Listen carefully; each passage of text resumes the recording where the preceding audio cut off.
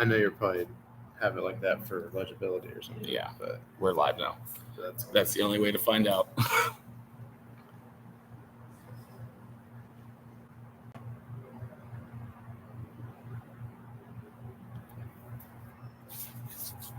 Yeah, so that one might be better here if it's pointing at the sky as well. I'm taking up most of the frame on Instagram.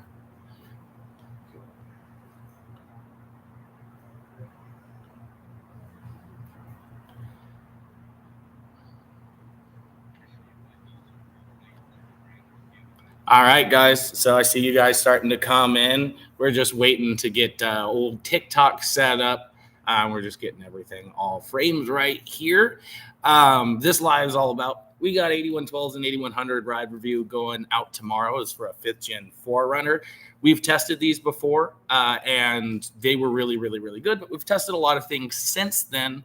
So it was important to us to get some miles back on them, see if they still stand up to all the other things that are now currently available. And, well, they did. But today, we're here to answer all your questions about those. Starting with, where are you? Jay Perez 4x4. We do installs. Just give us a shout directly. We can get you scheduled in. I think we're about booked a month out. Is there going to be 8112s and 8100s for 2024 Colorados? We actually don't know. We haven't heard anything about the new Colorado and Canyon parts being developed. We know there'll be 5100s and 5160s. Don't know about those 8112s or 8100s. There's a chance there might be room for one, but it'll probably be a year or two before we hear anything about it. Hodad 200, do you think Bilstein will offer 8100s for 200 series Land Cruisers? No, most likely not, or at least probably not at this point. But they do make them for 2nd-gen Tundras. And so at least in the front, you can put on Tundra control arms, axle shafts, tie rods, and run those 8112s, and it nets you like 11 or 12 inches of travel, and is like 1.5 inches wider per side, which helps with tire clearance. And you don't have to run such a low offset wheel as you would with a more standard setup. In the rear, there's not a bypass option from Bilstein directly, but Icon and a bunch of other brands make bypass rear shocks that pair up super well. Will they make them for 23 plus Colorados? Like I said, maybe. We don't know. It's going to be a year or two before we find anything out. Can we buy the 8100, 8112 combo for Tacoma platform and variation for you guys specifically? Yeah. We sell them. We sell all the 8112s, all the 8100s. If you go on our website, shocksurplus.com, there is a lift system page for 05 to 23 Tacomas where you can choose any of the 8112s, DSA or standard in the front, and all the 8100 options, smooth body, DSA, and bypass. We also give you a bunch of different options for control arms, bump stops, leaf springs, and you can even change the front coil spring if you want to. So, yep, we have a full lift system page on that. You can build it out exactly the way you want to. Do they have these for 25 Lexus 550? Not yet, but all the new Toyota platforms will be starting to trickle in by the end of this year, starting into next year. The first release we're going to see of the new Toyota stuff is going to be the Tundra 8112s, which were like a month to 2 months out. Then it's going to be 4Runners, 550s, Prados, and everything like that will all be up there. These available for Frontiers? Nope, nor will they ever be. The problem with the Nissan front ends is they really don't have a very long travel strut. I think like you can only put a 5-inch travel strut or a 4-inch travel strut in there, and the whole body length is very, very, very short. The JCOs and RCOs take up a bunch of space in the body, so you wouldn't be able to have any suspension travel and have that 8112 design, the zone control design. But if you Titan swap it, we think there might be a way to make it work utilizing 05 plus 05 to 23 Tacoma stuff, the different rod and a different top hat, but we'll have to test that on Brandon's Xterra to find out if that is going to be possible. Otherwise, there are going to be universal fit options, hopefully coming soon. And if you do Titan swap it, I think you can usually get away with a standard 6-inch stroke coilover, so they could be converted to work for that. What would you say your brand demographic is at the shock? Mostly Toyota, Ford, with some GM, Ram, Jeep? Yeah. It's probably, when you're selling suspension, it's the majority is the Toyota guys because, like I said, a coilovers and shocks is most of their lift kit. But yeah, definitely Toyota. Probably our number one most sold stuff is F-150s a lot of times, but that's just because they're the most popular vehicle on earth. And then, it's usually probably Toyota and Ford about at the top, and then GM, then Ram, and then Jeep. The Jeep guys are usually just getting their shocks with their lift kits and just accepting that it's going to ride like a Jeep forever. Bro, we need F-150 trimmer specific fitments, 30 plus inch extended is thought, blah, blah. Okay. So, so Bilstein's not going to do that, but Icon has trimmer specific parts. So if you want a trimmer specific kit, you want that little bit of extra travel, Icon's great. We actually just reviewed the kit. It's their 4.5 inch kit for regular F-150s. And check that out. Those are really, really, really, really good. I don't foresee anybody else making anything else like that anytime soon, but those are a good option. You can also, if you're worried about rear shock options specifically, if that's what you're really looking at, first gen Raptor. Just bolt on first gen Raptor shocks. You can use stock. You can use Fox King, Icon. They all make options with bypasses. So if you want something baller for your trimmer, in the rear specifically, you can run all that, plus Icon has all of their options. Anything over at TikTok? Yes. Will Coach build tie rods help with some contact issues I have on full turn with my 8112s rack? At full right turn, there's some contact, and I noticed the Coach builders are straight, not curved. Of course, what vehicle? Yeah, and what are you contacting, is he saying? Yeah, that's the kind of the thing. So, and it depends on how the tie rods are bent. If the bend goes ahead of the front axle line, then you are going to Ackerman is going to reduce as you steer further, so you'll have more parallel steering as you get further. If they're straighter, you'll have a greater Ackerman value. So if, let's say, the lead wheel on right turns is rubbing, so your right wheel is rubbing on right turns, and the straight tie rod may not or might help, but ultimately it's probably an offset related issue, and I wouldn't be looking at trying to change steering geometry negatively to try to make a tire fit. Best lift shock upgrade for Sierra 1500. Give us a shout directly. Let us know your budget, how much lift you're looking to do, if any at all, and how you're using it. We'll be able to give you recommendations directly. If you're looking for like specific recommendations for your needs, give the team a shout. They can take care of you. We're just here for basic questions. How do 8112s compare to Kings on the 5th gen? The Kings just don't even, they don't compare. The Bilsteins are more comfortable. They handle better. They'll last 2 to 3 times as long. You can probably double your speeds off-road. There's just not an avenue really where the King 2.5s really keep up. Now, on the 5th gen 4Runners, you can get the 3.0s in the front, which have a full-size 3-inch piston, which might get close, but they limit travel so much to clear the UCA, even with aftermarket UCAs, you get close to hitting, that they're not an optimal option, at least in my book, just because they are so short on travel. That, in that situation, maybe a King 3.0 might be better if you are going to run a long travel kit in the future and modify them accordingly. Buy once, cry once, 8112 or 6112s. If you're considering the 8112s, yes, just get the 8112s. They'll last just as long, be exponentially more comfortable. They just do everything better than the 6112s. But, you have to ask yourself, are you willing to spend that much money for the extra comfort when you're not wheeling it hard? If you're not wheeling it hard, and I'm going to be honest with you, if you're never taking it off road all that much, you're just driving on the street, and when you're like maybe going camping or something like that, you just save your money. The extra $3,000 probably isn't going to be helping you.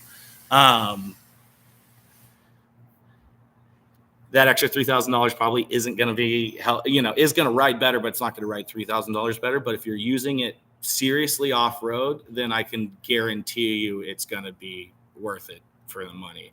Is it ever worth it to go aftermarket twin tube, or should you always shoot for a monotube? I don't foresee on an off-road application a situation where a twin tube makes sense whatsoever. Vehicles are too heavy. Everything has independent suspension with more motion ratio, so the struts and shocks are less efficient. I have yet to find a twin tube shock, unless you count internal bypass like Foxes and OMEs as twin tubes, that I have ever liked. And there's a lot of brands out there, and I won't name names, that are pumping twin tubes to people and aren't willing to admit that they're hot garbage. He clarifies it was a 2019 Tundra. The stock tie rod is making contact with the coilover 8112 at full turn. We've never really had that issue before. We've run 8112s with stock tie rods. If you're having contact issues, that might be related to how it's aligned, or something might be very bent. Because we've run them with stock tie rods and aftermarket tie rods and have had plenty of clearance, so that's kind of strange. Thoughts on the new Tacomas not having external bump stops? Most American-made trucks and SUVs don't have external bump stops on the front. They're fine. It's just Toyota didn't do enough with the top hat to reinforce the top hat to be able to hold all those bump forces. So I don't think it's necessarily a problem, but I do think I think Icon has aftermarket top hats is a really good idea. And obviously, if you're going to be sending it to the moon, an external bump stop is a nice peace of mind. So it's not a problem for anybody else, but I think if you're going to be wheeling it hard, it's a good idea. That I think it's Icon has those top hats that are reinforced and won't blow up as easily as the stock ones do. We had another one. 16 4Runner with 120,000 miles. I will get the Pro Stock Stage 2 from you guys, maybe Pro Truck. Yeah. Says, looking to keep it simple, not a huge off-roader anymore, but love to have the option. What else should I be changing with the shocks? Upper control arms. You said it was a 4Runner?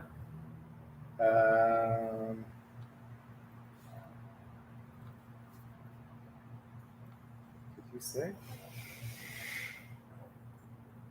Well, 2016 4Runner. I don't think there's really. Whoa! The chair broke. We love that. All right, so we're not sitting on that anymore. It might not be broken. I popped it back together. I would get upper control arms with those. They're going to limit travel, and you'll also be able to run a little bit bigger tire with them. Ultimately, if the iBox are right for you, you probably don't need anything else. But,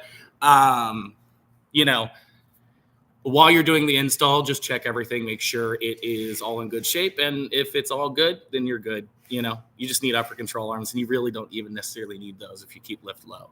Pablo Cedillo said, just ordered F-150 DSA. Do I really need to switch the rails? Based on, we actually have a set, and we're going to be testing it on our F-150, which has Raptor takeoff wheels, which are a plus 34 offset. And we're going to kind of measure to see how it is. I'm inclined to believe that Bilstein's probably right. You probably are going to need a wheel spacer or a lower offset wheel. Just because that reservoir position is offset towards the tire. Does adding preload affect ride quality? Yes. The biggest thing you're going to notice is you're changing the amount of up and down travel that you have. So you have 10 inches of travel. At stock ride height, you have 5 up, 5 down. If you go up 2 inches, you now have 7 up and 3 down. 3 is probably the minimum amount of droop travel we recommend, but the higher you go up, the less droop travel you have, and the more likely it's going to be top out and be harsh on rebound. Ultimately, you can kind of mitigate this a good bit by following Bilstein's preload instructions, because they'd never let you preload beyond the point where it's bad. And most brands besides iBox are like that, and Icon. Icon, you got to be a little particular about going to their maximum heights, but also doing a similar amount of lift front to rear. So you keep load over the front end and it's not completely level, it'll top out less. Parabolic leafs or add a leaf, that depends on the application, but most stock leaf springs are hot garbage. So like if you can afford a full leaf pack, get a full leaf pack. And add a leaf is either going to make it more progressive at the end of the stroke at the expense of some load carrying capacity, or make it stiffer under a load, but just stiffer everywhere else. You can kind of get both with a true leaf pack. Are the 8100s rebuildable? Yes, they are. We've rebuilt a couple now, and they're just as easy as just about anything else, and we charge the same as just about anything else. Do you recommend Bilstein 8100s over Kings for a Ram 3500? Yes, I do. They are more comfortable. They handle better, last twice as long. If the 8100 length is right for you, which is like their leveling kit length, that's what I would do. What UCA do you recommend for an 8112 for a Tacoma? It really depends on how you're using it. We've had great luck with Icon tubular OMEs. The most recent update on the SPCs, they've updated them again, and they're pretty good. Cambergs aren't bad, and the Bilsteins are good. It just depends on how you're using it. I think probably the best option of all of them are the Icons, arguably, because I think the Delta joint is the best ball joint solution on the market, and they have plenty of clearance. Any other mods you would suggest with the 8112s? Reinforce everything that's connected to the suspension or the shocks, upper control arms, links, pivots. Just if you're going to find the limit of the 8112s, reinforce everything you can reinforce.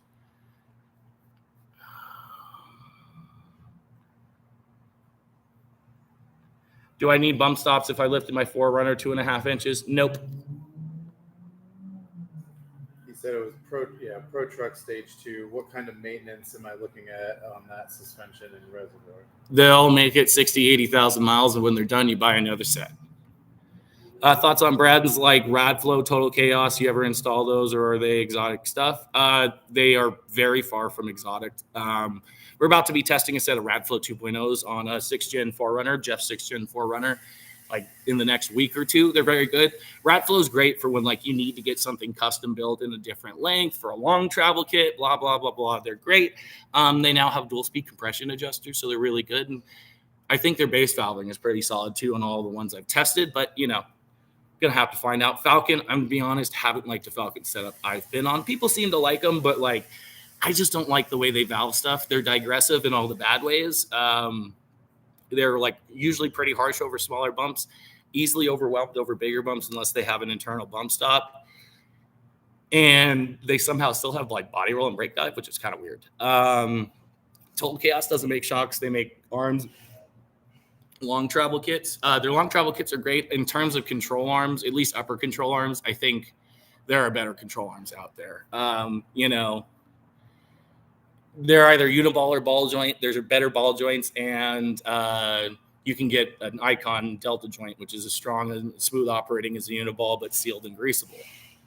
DSA plus release date for the 5th gens. Wish I knew. They've been production ready for a very long time. If I had to guess, they're coming out after the Tundra stuff, the 3rd gen Tundra stuff that they just said they were going to release in the next couple weeks. Is there a settings recommended guideline for the adjusters for the 8112s and 8100s from supercharged data adventures? Depends on the vehicle, depends on really what your needs, but my advice is set everything to the middle and go up or down as you see fit. If you've ordered the set from us, you can give us a call while you're setting them up. We can walk you through, but I usually say start in the middle or start from a set point and adjust to your preferences. It's if you were looking for like DSA recommendations, check out our 8112 review on the or 8112 DSA Plus review on Ford Broncos. I kind of go over how to set them, where to set them, why to set them.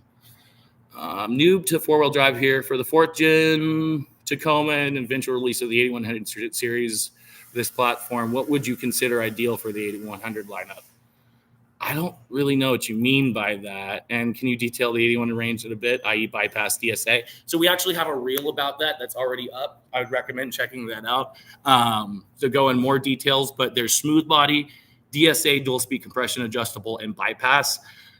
The DSA is just a 2.6-inch body remote reservoir shock. They will ride pretty good, but they're not position sensitive, and they don't have any adjustability. The DSA nets you dual speed compression adjusters, so low speed and high speed compression. You can adjust your body roll, brake dive, squat under throttle, stiffness over long rolling bumps and stuff like that with the low speed, and then the rest of your bump stiffness with the high speed. And then the bypass is position sensitive, so oil bypasses the main working piston into those bypass tubes within the primary ride zones. And then as you go out of it, Oil is forced through the stiff valving of the primary piston, which means it gets progressively stiffer at the end of the stroke. So you get that little progressive action at the end, which is what we tested on this 4Runner. Those are going to be the best you can get. But if you have a lot of varying load where you're going to sag like a sag difference of like over 2 inches, you might consider going with the DSAs if you can. But again, we already have that video, so you can take that out.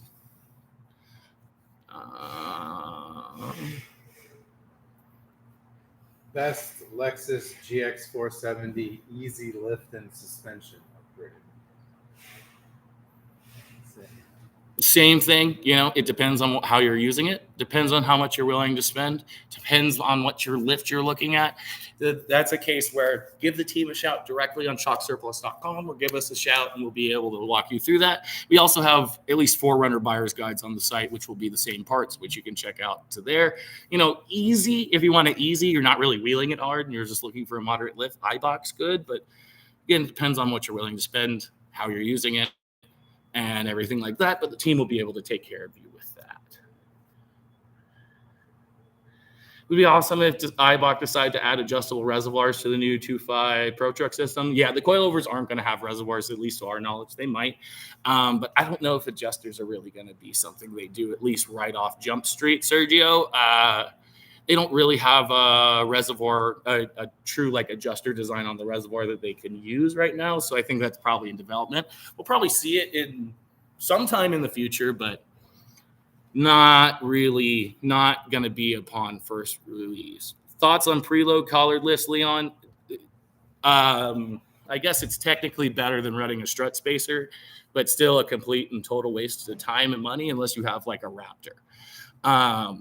Since a preload collar lift is not adding any more travel, you're just preloading and extending the strut further. And because there's no extra travel, you end up almost always with next to no droop travel. We tested a Westcott kit on a new Tundra, and it had 1.5 or something like inches of droop travel. It would top out if you looked at it funny. I said earlier, but 3 inches is our minimum. And the only things that I found with perch collar lifts that keep you with at least 3 inches of droop travel at the wheel are on Raptors. So unless you got a Raptor and the shocks are good enough, just don't waste your money. Is my advice. It's not much more expensive to get a basic 5100 or something else that'll do it right. Should I upgrade to better shocks? You're asking the shock guy. So yes, you should upgrade your shocks. Everybody should upgrade your shocks. We wouldn't be in business if we thought any different. What is it? It's wheels and tires and like a good set of shocks will transform not only the look, but the way that it rides. Yeah, more than probably better bang for your buck than almost anything. Other modification you can do to your vehicle. Yeah, it will completely change the way that it feels and drives and your enjoyment level and make it that much more capable. So I don't know anywhere else I would. That's like the first thing I'm doing. Yeah, it's the first thing I'm doing. And you said it was a Chevy Silverado. I've never been in a Chevy outside of the ZR2 with a good set of shocks. So from the factory. So definitely worth an upgrade. They're all the stock shocks on the Chevys have been pretty bad for 20 years. Third gen Tacoma, if you do the iBox Stage 2R, do you need a lift block to match the front with 1 inch of lift? If you're doing 1 inch of lift in the front, it's still going to have rear high rake. But if you want to lift the rear, you will need a block, add a leaf, or a new leaf pack. Second and third gen Tacomas, even first gen Tacomas, and all leaf sprung Toyotas, if we're being honest, really don't like blocks. They really don't perform well with blocks. It eats up the leaf pack. A lot of times on the Tacomas, you end up not having even as much travel as stock. So if you are going to look at lifting the rear, consider spending a little bit more money on an add a leaf or something like that, that not only is going to improve performance, extend the leaf pack life, it's not going to cost you all that much more money. Yeah. 6112s. Wait, iBox? Bilstein 6112? That's two different things. For a Bronco on 37s, light off-roading, but often off-roading. Neither. The Bilsteins are the same length as stock. So unless you have a body lift and you've already done a lot of trimming for the 37s, if you do bottom them out, you are not going to have a bit of your fender left. Trust me. I know. There are ways to space it out and kind of make it work, but because they don't have all that much more traveled in stock, you end up basically with a setup that works a lot worse, but does have 37s. The iBox, I found firsthand, do not have the damping force to control a 37-inch tire.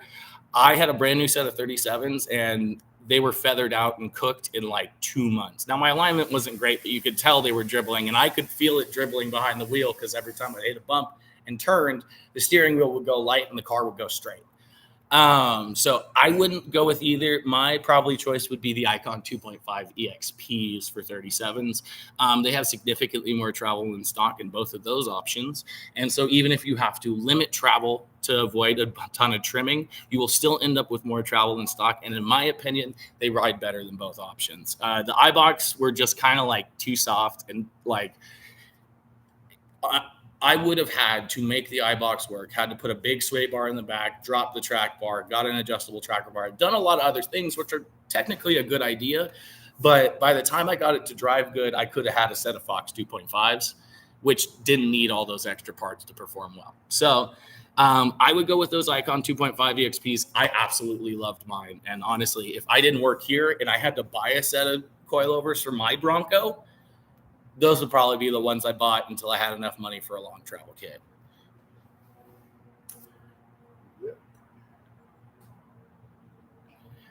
Do I need a diff drop if I've lifted my former 2.5 inches? If you are running a coilover lift kit on anything but these 6th gen Forerunners, we'll have to see on the 6th gens. But you absolutely will not need a diff drop, nor is it beneficial to do so. There's not a coilover that at least we know of, except for maybe there's probably, somebody like Rough Country probably screwed it up, that will cause CV bind regardless of lift height. So it's kind of a waste of time and money and clearance, if we're being honest. So like 8112s, 6112s, you won't need it. Most coilovers, maybe some dinky ones from junk brands, you might need it. But if it's a coilover lift, no. If it's a spacer lift, yes. But I don't think you should spend more time and money trying to make that spacer lift work when you can get something that actually works. If I had to pick one, Rancho or Rough Country, and why? That's the worst question I've ever had. I guess I would have to say Rough Country just because they have higher shock options, and although their tuning is horrible on their Vertex shocks, they're still supposed to be serviceable. So theoretically, as unhappy as I would be with them, I could probably take them apart. I could probably revalve them, and I could probably take that reservoir and put a good adjuster on them that actually works. So if I had to, Rough Country, but by the time I was done with them, there wouldn't be a lot of Rough Country stuff left. Yes, those use the stock springs. No, the 6112s come with springs even on the Bronco, right? 6112s come with springs. 6100s do not. Icon 2.5 EXPs do not come with springs. If you absolutely want to put a spring on it, if you want to change your springs for whatever reason, whether it be load or something like that, you can run the iBox Pro Lift springs that they sell in their Stage 1 kit and all the springs they use for Dobinson's IMS. I tested them without a spring change. I don't know. The only reason why I would change it is if I had a lot of weight. But again, if I had a lot of weight, I would probably be I hate to say spend more money, but I might be looking at threaded body coilover options so that I have more finite preload adjustment. And if I had to change springs, you have like every spring rate in 50-pound increments under the moon. They're like a 16-inch. Most of these Broncos take like a 16-inch 450 to 550-pound spring. You could, drop them down to like a 350, go up to 1,000 if you had a ton of weight. So that might be better. Recommended hydro bump stocks or Sumer bump stocks on 3rd Gen Tacoma to go with 8112 and 8100 from Supercharged Adventures. So I will say, we tried the Timberns, we tried the Sumos with our 8100 bypass shocks in the rear. Ultimately, the combined bottom out force at the end of the stroke was actually too great, and it started to cause the truck to compression buck. If you've seen a lot of the footage from our 8112 review on the Tacoma, you'll see it spending a lot of time with the rear end in the air. And that's because of the Timbrins or the Sumos or whatever we ended up running. That issue was mitigated by running a set of Icon hydro bumps. So like on those, I would probably only run my stock bump stops until, or I would run a hydro bump kit. And you might even not want to run as much nitrogen as they normally recommend. 8112 or King 2.5 with adjusters, 99% of the on road with the other 1% slow speed to and from the hunting stand. Honestly, you probably don't need to get that much shock for how you're using it, but since you're spending 99% of the time on the road, you're probably churning more miles than somebody who would only be driving off road. And I would lean towards the 8112s. They're a better deal, they're a better price, but they're going to be 2 to 3 times as long lasting. If you had it, you would probably be at your second to fourth rebuild by the time the 8112s and 8100s need to be serviced. Do you guys wait list installs ahead of new products? Usually when there's new products out, we try our best to use our own vehicles on those, because I would rather, or somebody like tight within our circle, I would rather have somebody that like can come in tomorrow and we can help out, or is going to be in every day if we find the problems. I don't really love the idea of our customers finding out the problems. You know what I mean? That's why we test everything we can, because we want to find out the hard way, not you guys. Thinking of the Fox 2.5's DSCs, Tundra DSCs in the rear of your 4Runner. So this isn't going to work. Tundra DSCs, total, no, just don't do that.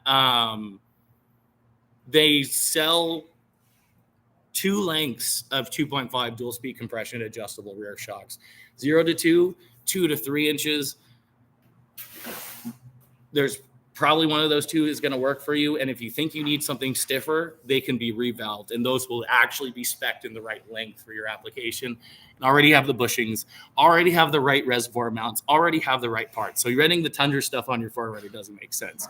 That used to be something we would do on Tacomas, but those rear ends are completely different.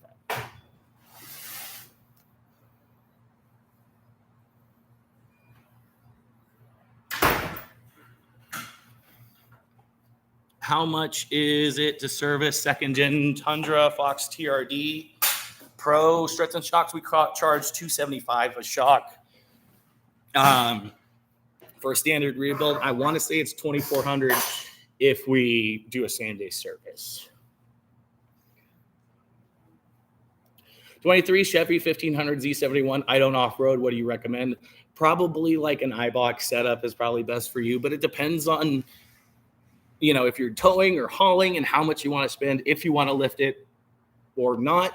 But again, you guys, if you guys have specific recommendations for your vehicle like that, give us a shout directly on shocksurplus.com or give us a call. We'd be more than happy to help you out. We also have buyer's guides for that Silverado you're talking about, so you can check those out on the website, and the answer's probably there. Most likely it's going to be an iBot kit.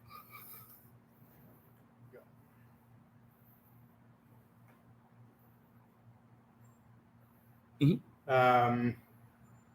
8112 versus Fox 2.5 from May from Ecuador.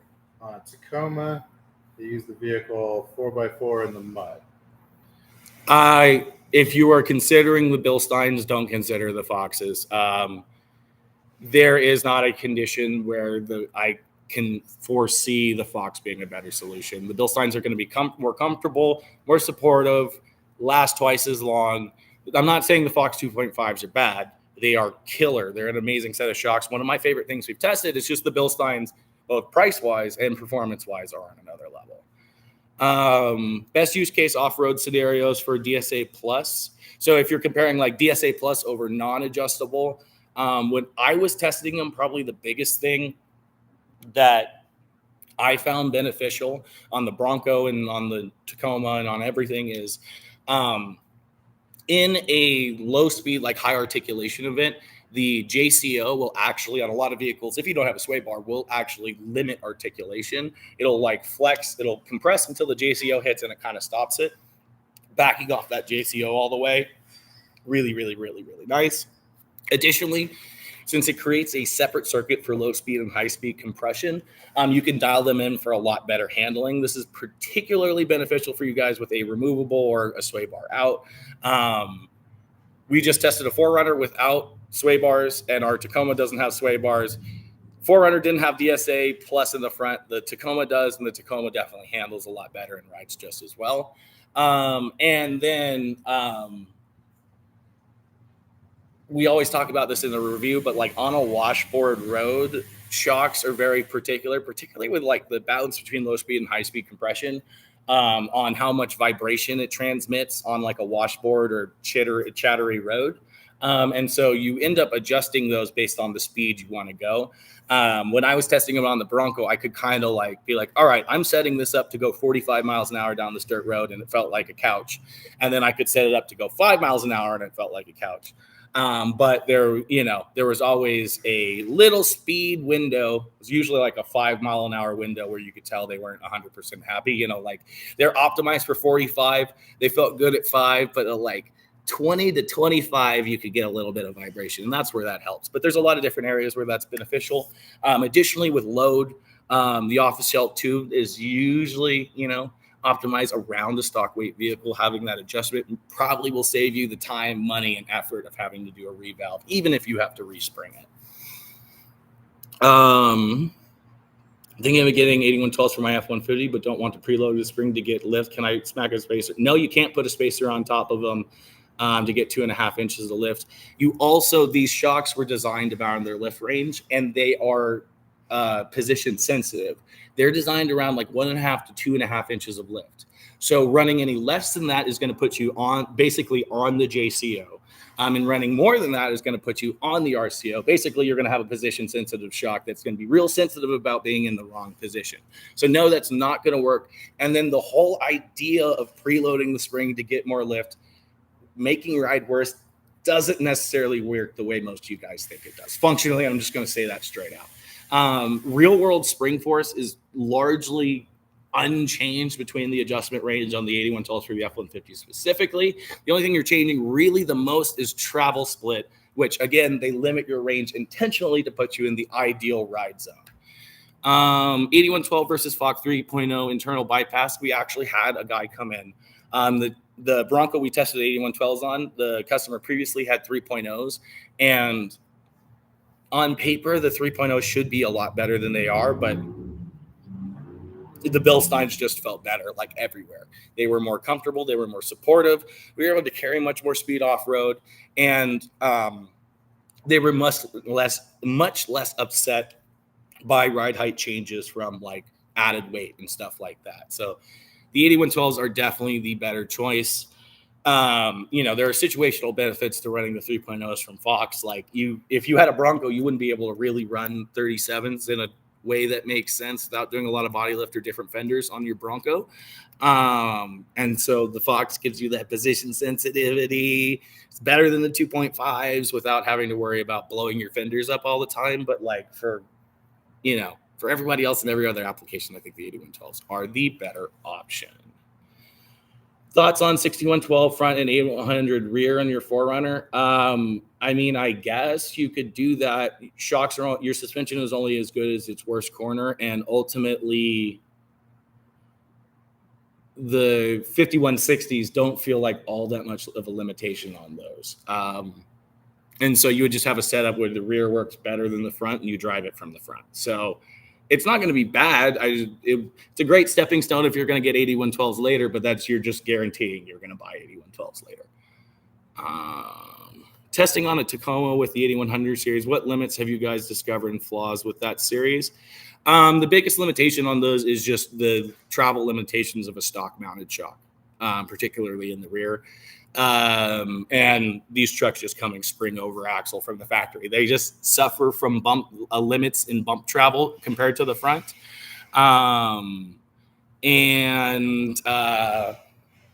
They are kind of limited on droop travel as well. It's just travel limitations in the rear. Additionally, on the front, I think we're starting to get to the point where we're starting to loosen up things on the lower control arm. And like our alignment cams are stripped. There's a lot of clunks and rattles in the front end of that truck. So although the uppers are changed, I think tie rods, lowers, pivot gussets, and lockouts for your alignment, probably going to be a limitation on those because, we've had our Tacoma's a little worse for wear. Follow up from the Bronco guy. Did you just do tie rods, or did you add something like the Bronc Buster bushing? Believe it or not, I was just running JKS sleeves, and I broke the tie rods eventually, but I never bent a tie rod. I never hurt the rack, and it just snapped the stud off the tie rod end. So it was like a quick, easy fix. And I was on 38-inch tires. And if you watch our reviews, I drove pretty hard. I don't know that I would do the Bronc Buster bushing because it just moves everything on its own, because I think it just moves everything up the rack. I think just running a sleeve stock tie rod is the move until you can afford like a 74 weld or a Haas 3.0 rack. And then, if you're off-road and the steering feels like it's fighting you, do not fight that steering, and do not let the front end hop. A lot of people also talk about if it's a Sasquatch or a Badlands or a Wild Truck, whatever, has a front locker. The front locker breaks axles more, and I think it's actually the opposite. When it's trying to shift power and you're spinning tires, you're hopping with the front diff unlocked. It's a lot of times where I see a lot of the tie rods break. It's probably because it's trying to just pull it different directions. So front locker helps more than you think. If you need to turn off your rear locker. Don't fight the steering. And if you're going to hit a bump, make sure the tire is perpendicular to the impact. So if I'm heading straight on, I don't want to steer the wheel. But if I'm sideways, I want to make sure I'm counter steering perpendicular to the bump. So you're hitting every bump you can square onto the tire seems to really help. And if I could keep tie rods alive, yeah, I think a lot of sorry guys, it's a skill issue. Will there be extended travel 8112s for the Tacoma platform? Not for second or third gen. The 8112s are already probably the second longest coilover fully extended. There's not going to be anything that's any longer. A lot of people look at the Tacoma 4Runner, whatever spec coilovers, and they look at the stroke number and go, oh my God, it has so much less travel than everything else. The reality is on these Toyotas, you would have to cut your bump stops to get all the travel that is listed on all of these coilovers. So in the real world, they don't have any less travel than anything else. And in fact, they're a little longer fully extended. So you might see more articulation. We certainly did. We saw improved articulation on our Tacoma over even the Icons. Some of that was a little softer spring, but they're on the long side fully extended. So there's not going to be anything longer. And part of that is the JCO and RCO take a lot of room in the body. Any insight on 19 to 25 GM 1500 platforms? They are probably going to start development next year on the 8112s and 8100s. Looking at 6112s for a GX4 Saturday with stock weight up front, trying to for 3 inches of lip. The heavy load setup is going to be so oversprung and overdamped unless you have the weight. They use a 700-pound spring. Your stock spring rate's like 550. The 6112s already has 600-pound spring. And the 5160 will be totally fine with the extra weight of a bumper and winch in the rear. You just need to get the right spring for it, like an old man even medium load or something like that. 5th gen 4Runner, wet shocks, 80/20, plan to add a bumper, blah, blah, blah. Again, guys, if you're looking for specific recommendations like Daniel was looking for, give the team a shout directly. Let them know all that info. Let them know your budget. Let them know your use case. Let them know your lift height goals, additional constant load, everything like that, and they'll be able to help you out directly. What I can say is, if you're planning to add a low pro bumper, don't have it now. You probably almost anything with a 600-pound spring is going to work in the front. You just might want to overshoot your lift height unless you want to adjust ride height later. Know if the 6100s are coming to the GX platform. The 6100s are coming to all new generation Tacomas, GX 550, Land Cruiser 250, 300, Tacoma, Runner, all that stuff. I think, and they haven't 100% confirmed this, I think they're going to backdate all the previous applications. So 460, 470, 4th and 5th gen 4Runner, and kind of kill the 5160 because, from my understanding, it costs them less money to make a 6100 or about the same money. And in our testing, we've tested both. They are so much better than any 2-inch body shock. Do we do Fox Raptor exchange? He's in North Carolina and is trying to decide if to use us or local. No, we don't do exchange. You send them to us and we rebuild them. We can sell you a new set of 1st-gen Raptor shocks if you want them. OEM, like brand new from Ford/Fox.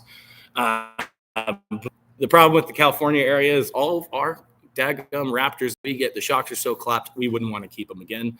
And so it's just hard to get a pool of shocks to switch out. And we just don't have the manpower to go around, scumbagging people into selling us their stock shocks. It's a lot of work. Wrangler Rubicon 2017 overlanding setup with rear load around 4 kg, current Falcon shocks. Any comments on that? Honestly, if the spring rates are right, I think you would be happier with a lot of other shocks. If weight is constant, the 8100s bypass shocks we're talking about here, exponentially better. If it's variable, the 8100 DSAs will feel so much better than those Falcon 3.3s. It's not that the design of the Falcons is necessarily bad. The quality is very good. I just, I have had enough time on enough shocks to know that their tuning it leaves a lot to be desired. Speaking of leaving a lot to be desired, what are your thoughts on factory ranchos like on Chevy 1500? There is not a worse set of factory shocks. Yeah, I'm telling you right now. Yeah, if you're going to the GM dealership and they're trying to sell you on a Z71 or like a Trail Boss, try to find a way to get a limited slip or a locker in the back and not have to get those, or just prepare to change your shocks immediately. We had them on Jeff's truck and we all got sick in the passenger seat, or riding passenger going down the highway. Double bounce, and they were cooked, like they were blown up in like 15,000 miles. Were those the ones that have the adjuster and it just really doesn't not the factory ones, but the adjustable ranchos, the quick lifts we put on it, were not much better. Elko 2.5 rebuild. Yep, we do rebuilds on Elkos too. $200 a shock. Go on our website. We have a service page. You can get dialed in.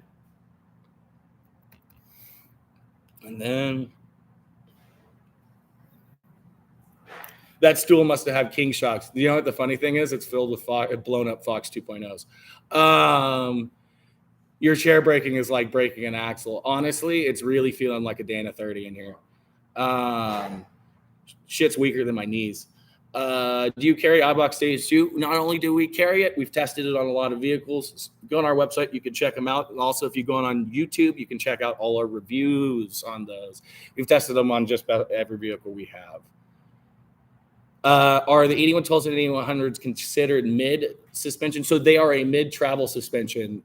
But in terms of mid-travel suspensions, they're about as good as you can get. Hi, 3rd-gen Tacoma, and I'm looking at getting the 6112 and 5160 set, but have heard good things about the Falcon Sport toes. What are your thoughts on those? No. Just no. I have yet to, and I've talked about this, and I'm really sorry, Terraflex, because I really like your hard parts. I really like the design on the Falcons. It's a very high-quality product. I just don't like the idea. I just don't like the way they're tuned, honestly. I've tried them in the soft and the sport and standard or whatever settings. I've tried their 3.3s with all the adjustments.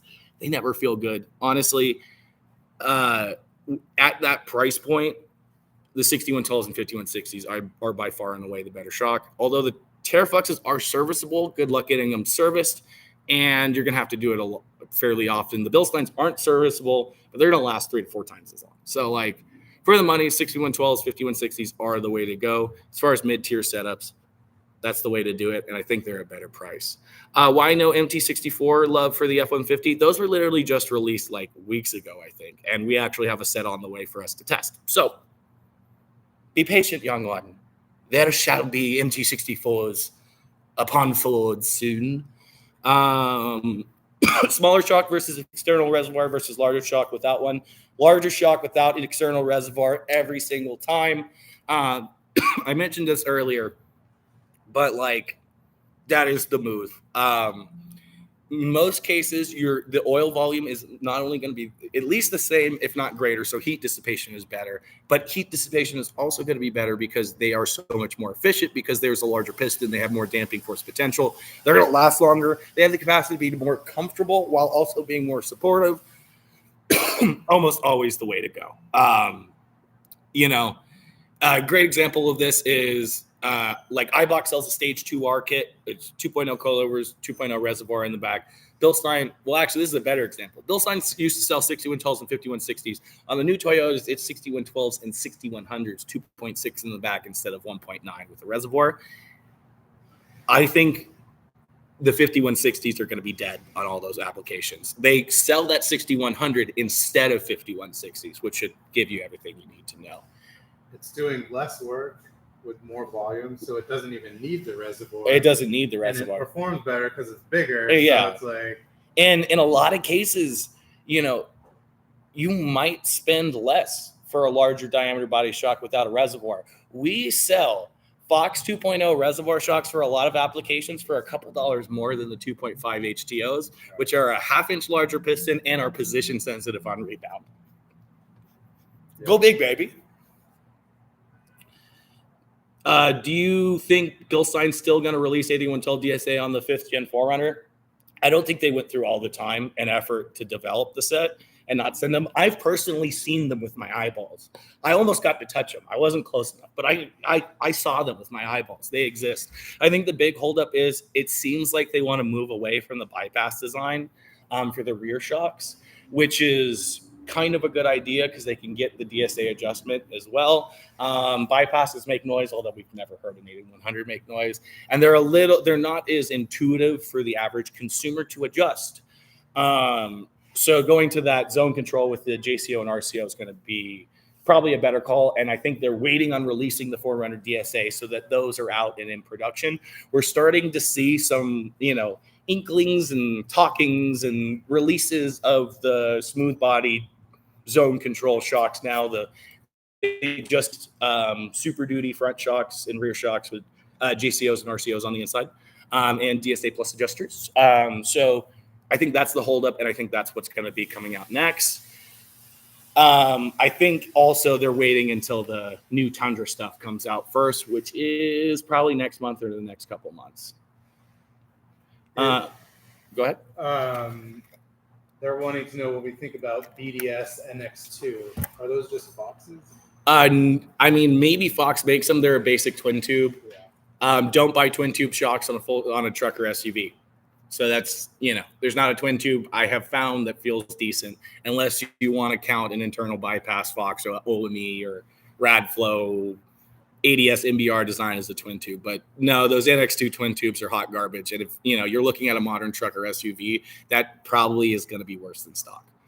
How are the iBot control arms with iBot 2R? The iBot control arms are SPC control arms, so they're good. How do you weigh cars when installing suspension, but that is not originally from the vehicle, but requires changing springs and shock absorbers? How do you weigh the vehicles, and how do you know which? Most of the time, we don't weigh the vehicles. We just preloaded the suspension within the ideal lift height range. If we're unable to achieve that, or it rides too soft or something like that, we change the springs, or at least on coilover setups.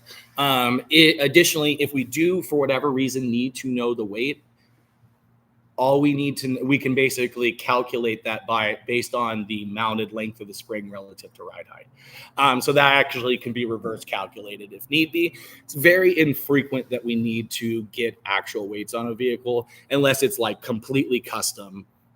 It's not a bolt-on shock setup. It's like coilovers, bypasses, and stuff like that. And even so, a lot of times we can just do the math. Did we just... The MT64 on the Tacoma, is that the one that you said was just about to come out? That is F-150. Oh, gotcha. It was a D64s. We got to get some on Sean's Tacoma and try them out. Yeah. All right, we've had so many mixed reviews from customers, largely because OME did such a bad job of the release and getting the right part number pairings right.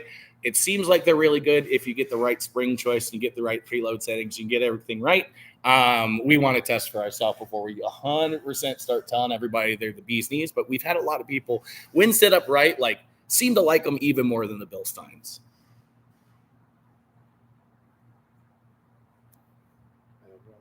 Yeah. How do I go back to Fox 2.5 Elite stock preload height if I preloaded it too much? And what is that height? You'd have to. Call Fox. They'll be able to give you recommended preload measurements. I believe on those, every full turn is 1/8 of an inch of ride height change. So if you know how much lower you need to go, let's say you need to go 2 inches lower, you'll need to back it off. But did you say it was a 2nd-gen Tundra? He just said. Didn't say. Yeah. Because there's a lot of those Fox 2.5 coilovers where you're not going to be able to get back to stock height. Any experience with Freedom UCAs? We haven't. They seem to be a pretty standard UCA. They're ball joint and bushed. They're not bad. Just not enough feedback on, how people are getting along with them. Control arms can be very problematic. So I'm very hesitant with those. We've had a lot of people come in with cheap UCAs, not from Freedom, but from a lot of major brands where things are pretty torqued over. 8112, 8100 DSA back in stock for Tundra. I think we're looking at like first or second week of September. How do I know if I don't have oil in my shock? If you have to ask, you're probably low. It was a 3rd-gen Taco. Yeah. How do I know if I don't have oil in my shock? I mean, on the Fox 2.5 question from before. Anyway. Do we have lift springs for a 2014 F-150? Sure. We have Eibach lift springs, but that's like only part of the puzzle. Right. Most of those lift springs, quote unquote, are paired or designed to be used with a specific kind of strut. The lift in the front will come from the amount of preload on the spring with the strut or coilover. But we do have a bunch of different rear leaf spring options. You could even go Raptor Spec from Icon. We have Devers. We could even get a custom set built from Atlas. So we do have leaf spring options too. I have a 2016 double cap Tacoma. Just added swimming springs, looking for a decent lift at 2 to 3 inches. Bilstein seems to be a good choice. Bilstein's a great choice. Just get that 3-inch lift out of your head. Listen to me. If any of you guys learn anything from this live, 3 inches of lift on your Tacoma is not only not possible, it's stupid, doesn't work well. There's not a way to do it safely. And everybody telling you to do it is just parroting 2nd-gen information and has no idea what they're talking about. And if someone sells you a 3-inch lift and it actually does 3 inches of lift, be prepared to break stuff. At least 3 inches in the front. You can do 3 inches. Good suspension for a mountain bike? That's a good question, honestly. I run Fox shocks and Maxxis tires, whatever I can. Real life and on bikes. Bilstein's supposed to be coming out with suspension. I mean, I'm not the guy to ask. I just go to my boy Rob Stotts at Stott Bicycles in Burbank, California, and say, give me what I need, brother, and he sells me stuff. So, Stotts, Burbank, California. Great bike shop. CJ7. Not a lot of info here, but just asking about shock/kits for them.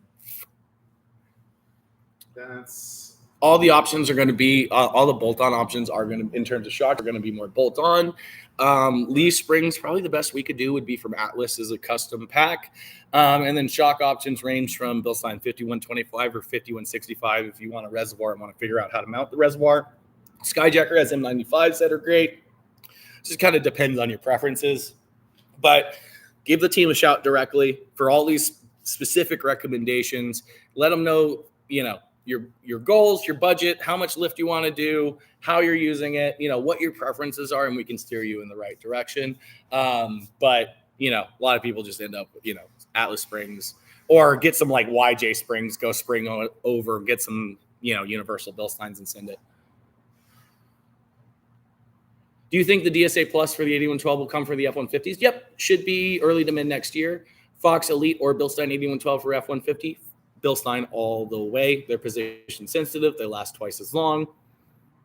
There's nothing that the Fox 2.5s can do that the 8112s can't do better. It's honestly a better comparison to compare the 3.0s to the 8112s, but the 3.0s are a lot more money than the 8112s. So we usually like to say there's no best shock option out there. There's a best option for you, but these Bilsteins are pretty good. Bronco Wild Track on 37s and Icon 2.5 with a tie rod sleeve work or completely upgraded tie rods.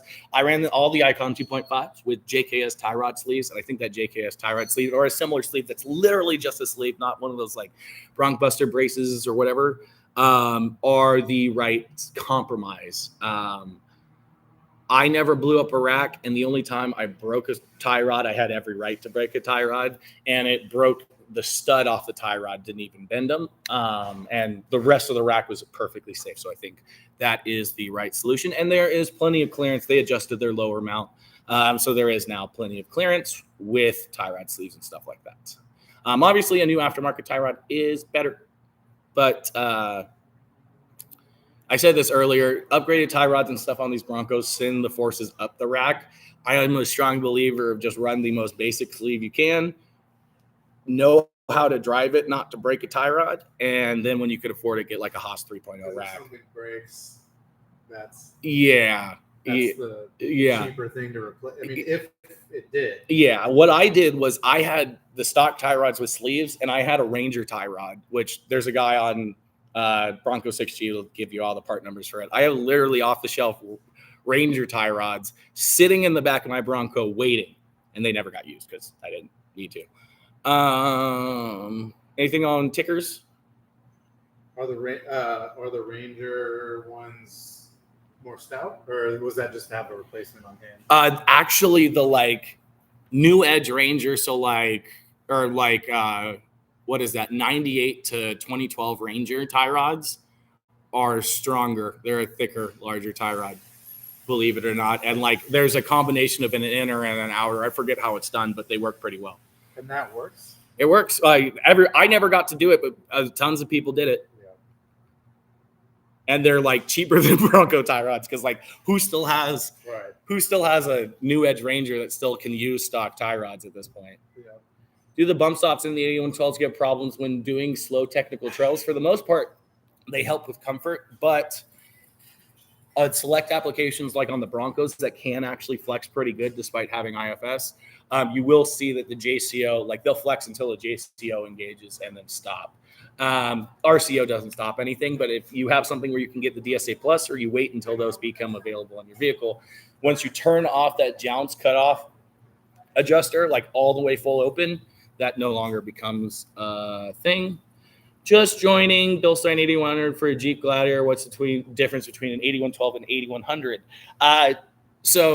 It's based on application and position on the vehicle. Really, to step back a little bit, Bilstein's springs are called B12 springs. That's the model line. So the only difference between an 8112 and an 8100 is it is a coilover. They put the 12 in the end to let you know that there's a coily boy, there's a springy boy on it. So you would run 8100s just because you don't have coilovers. You wouldn't be able to just bolt a coilover on. So yeah, that's why a lot of times when we're talking about it, we'll see the 81XX line because it's like, whatever. Clear. I'm running 3-inch lift with Icon 315/77. Oh, Martin, yeah. So I know you have an F-150. You're gonna rub like crazy. Anything over like a plus 35 offset or like anything lower than like a plus 30 or even plus 25 offset is gonna rub all over the place. Pretty bad. You need to be conservative on offset on those F-150s. You've asked us before. The answer is going to be the same every time.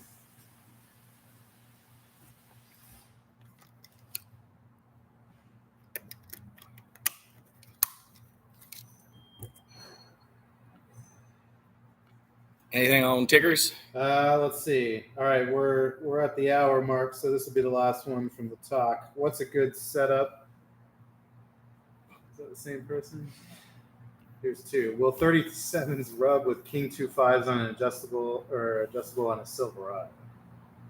Yes. I don't even know the silver. Well, if it's a 1500, you're going to be cutting to fit 37s unless you have long travel. What's the lowest offset you can run, Martin? Plus 30. I probably wouldn't go lower than plus 30. And I wouldn't go wider than 8.5-inch wide wheel. 37s aren't going to fit on pretty much any Chevy without trimming or a lot of lift. So if you're just looking like a coilover kit for your 1500, be prepared to start trimming stuff to get 37s to fit, to clear. 22 Tundra wants 35s. What do we recommend? It depends on how you're using it and your goals. Stay to like no wider than an 8.5-inch wide wheel plus 25 offset. Same with the F-150s. And it depends on how you're using it. I would not run anything less than a 2.5-inch body shock in the front. We've kind of found that the 2.0 stuff can't really handle the 37s. So on the front end. So look at things like Bilstein 6112s, 6100s, Icon kits. 2.5 EXPs are very good for the money. But it ultimately depends on how you're using it and your goals. So 2.5-inch body or larger, keep it conservative on offset and wheel specs, and give the team a shout directly on the website, shocksurplus.com, or give us a call with an idea of your budget, lift height goals, all that stuff, and we'll be able to steer you in the right direction.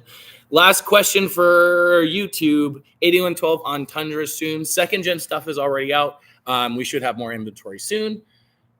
Third gen Tundras should actually be coming out in the next like 1 to 3 months. We should see them before the end of fall. Is the 6112 rebuildable Instagram? Nope. We do sell that OMI add a leaf. If you have questions about things we sell, go on our website, search, and if you don't see it, reach out to the team directly. But that's it for today. Make sure you guys are logged in on YouTube. You're checking that premiere tomorrow. The 8112 and 8100 review for 5th gen 4Runners is out. It's not the first time we've driven on them, but we wanted to give them another shot because we've tested a lot of good stuff since then. And I'm going to tell you right now, they beat the Fox 2.5 internal bypasses. They beat the Fox, anything from King. The only things that come close are the SDIE clicks and Icon CDEVs, and that's only situationally when you have a lot of varying loads. Do you guys fix the pinion angle? It depends on the application. But usually if we see a pinion angle issue, we try to get things to make them work. Martin, what would I need to trim for a 35's offset, or will it rub no matter what? You're going to have to trim your fender. You're going to have to trim your front bumper. You're going to have to pull out the crash bars, and that's probably it. By the time you're done trimming, you can get Raptor takeoff wheels for pretty cheap. But that's it for us today. Make sure you're watching that review tomorrow, and we're going to try to do this weekly. So next Wednesday, keep an eye out around this time. We'll be answering some more questions. See y'all on the trails. Yeah, we got a couple that came in on TikTok too. So just hit us up in the DMs or just go to shocksurplus.com.